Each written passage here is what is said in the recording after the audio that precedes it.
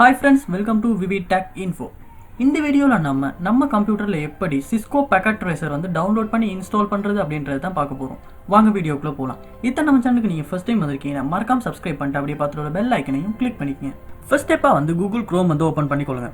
Open பண்ணிட்டு cisco packet tracer Windows 10 64 bit அப்படின்றத வந்து சர்ச் பண்ணிக்கொள்ளுங்க.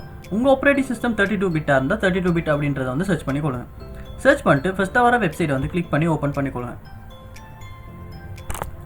ஓப்பன் பண்ணிட்டு cisco packet tracer 64 bit இந்த இடத்துல நீங்கள் வெர்ஷன்ஸ் எதுவும் செலக்ட் பண்ணுவீங்க அந்த வெர்ஷன்ஸ் வந்து நீங்கள் செலக்ட் பண்ணிக்கலாம். இல்லாட்டி ஃப்ரீ டவுன்லோட் அப்படின்ற ஒரு ஆப்ஷனை கொடுத்து இந்த இடத்துல ஸ்டார்ட் டவுன்லோட் அப்படின்ற ஆப்ஷனை வந்து கொடுத்துக்கொள்ளுங்க. ஸோ இப்போ வந்து packet tracer சாஃப்ட்வேர் வந்து டவுன்லோட் ஆக ஆரம்பிச்சிருச்சு. ஸோ இப்போ பார்ப்போம் அந்த packet tracer வந்து டவுன்லோட் ஆகி முடிஞ்சிருச்சு.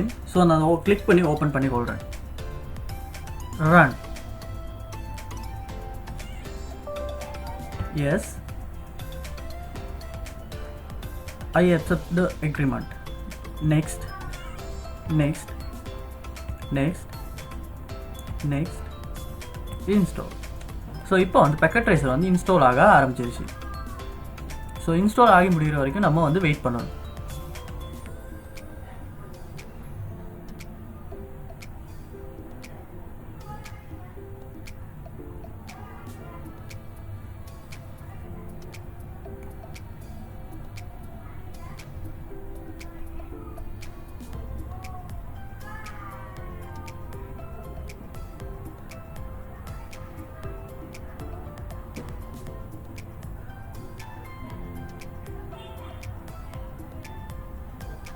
Finish. ஸோ இப்போ வந்து packet tracer வந்து இன்ஸ்டால் ஆகி முடிஞ்சிருச்சு.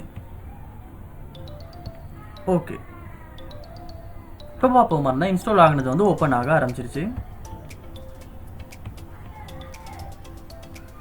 Hello access. ஸோ இப்போ பார்ப்போம் இருந்தால் packet tracer இன்டர்ஃபேஸ் வந்து இப்படி தான் இருக்கும்.